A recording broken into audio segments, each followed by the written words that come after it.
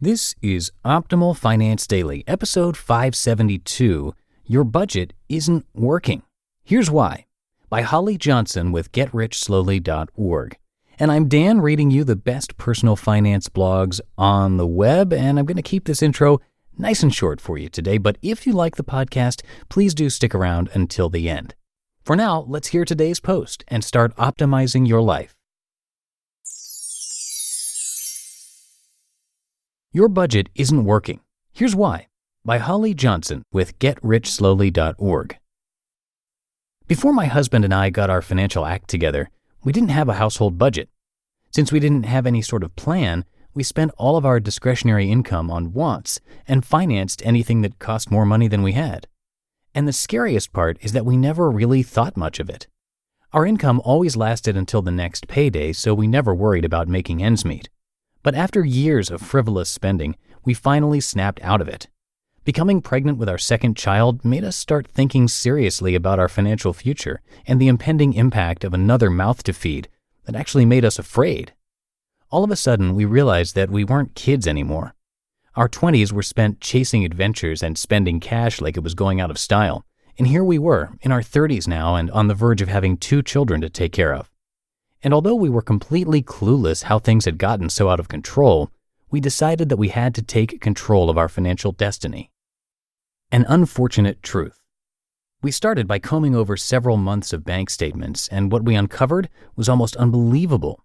We quickly realized that we were spending over $1,000 per month on groceries for 2 adults and a baby. We were also going out to dinner a lot.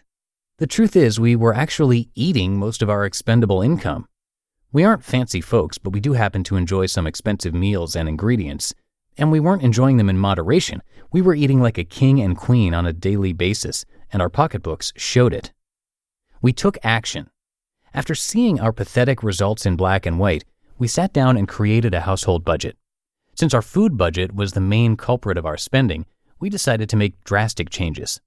After some number crunching, we agreed that we should be able to feed our family for about $500 per month. We also decided that all restaurant spending would have to come out of our grocery category. So if we decided to go out to dinner, that meant that we would have to spend less at the grocery store. I wasn't particularly happy about it, but our new plan made us much more thoughtful about our food spending. And since we still wanted to eat out occasionally, we made room in our budget by eating cheap meals and using up all of the items we already had in our pantry. It worked. We also cut out all other non-essentials. I'm pretty sure I cried when my husband called and canceled our satellite television package. I was a hopeless reality television junkie, and I was convinced I would be miserable without all of my favorite shows. But life went on. And more importantly, we started saving a ton of money.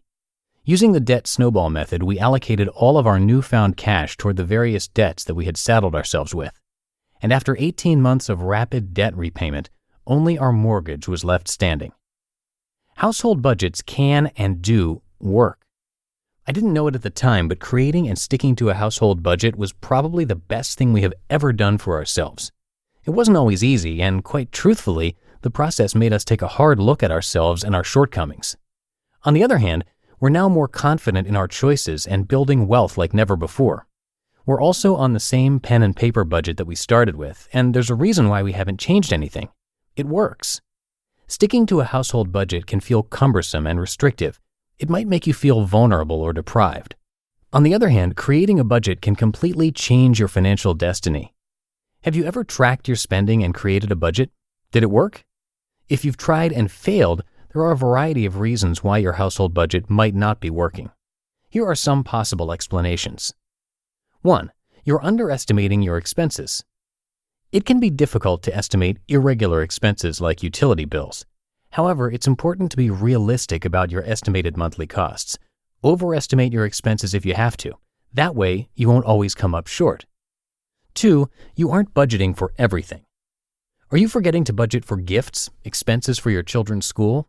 Did you forget your biannual car insurance bill? Make sure to think of everything that needs to be included in your monthly budget. Other expenses that are often overlooked can include home and auto maintenance and bills that are paid on an irregular basis.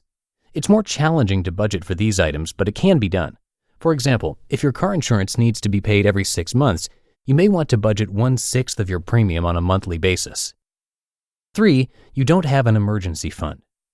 Whenever unplanned expenses come up, an emergency fund can fill in the gaps without knocking your budget off track.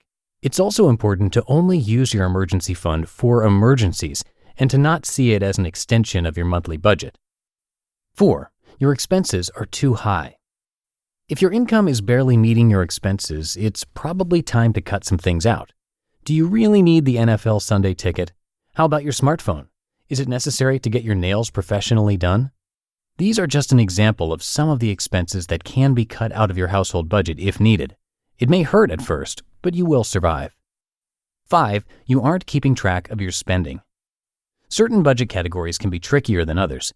Grocery spending, for instance, has a tendency to sneak up on me if I don't track it closely. You can avoid going over budget by keeping an ongoing list of your spending in whatever category you find budget busting. That way you can check in at any time to see where you are. 6. You're not saying no to yourself. If you are constantly spending more than you have budgeted, it might be time to take a serious look at your choices. If you want your budget to work, it's crucial to learn to tell yourself no. Always telling yourself yes can guarantee budget failure. Of course, not everyone needs a budget. For some reason, certain people can successfully execute their financial plans without writing them down. My parents, for instance, have always been the epitome of frugality and financial prudence, despite the fact that they never really had a written budget. There's definitely nothing wrong with foregoing a written budget if you really don't need one. However, many of us do need a written plan for the money we earn, and there's no shame in admitting it. I've definitely learned that I'm hopeless without one. And if you've tried to household budget and failed, I have great news. It's never too late to try again. Don't be afraid to start from scratch. If you give your new budget a chance to work, you could quickly become a financial force to be reckoned with. You just listened to the post titled, "Your Budget Isn't Working. Here's Why," by Holly Johnson with GetRichSlowly.org. And before we go, if you enjoyed today's episode and this crazy idea of reading blog posts to you for free, it would be great if you could simply share this podcast with someone today. You can email them or text them a link to oldpodcast.com/listen, or even better, if you're able to do so, just subscribe them to the podcast right there on their smartphone. It's a really big help to us and helps to keep the show going. That'll do it for another edition of Optimal Finance Daily. I will be back here with you tomorrow. I'll have a post from Chris Reining on Wednesday, so I'll see you there where your optimal life awaits. Hello, Life Optimizer. This is Justin Malik, creator and producer of this podcast, but also Optimal Living Daily, the show where I read to you from even more blogs covering finance, productivity, minimalism, personal development, and more from incredible bloggers like Derek Sivers, Zen Habits, Mark and Angel, The Minimalists, and all the ones you hear on this show too. So if you enjoyed today's episode and like taking amazing blogs on the go, come on over to Optimal Living Daily and subscribe to that one too.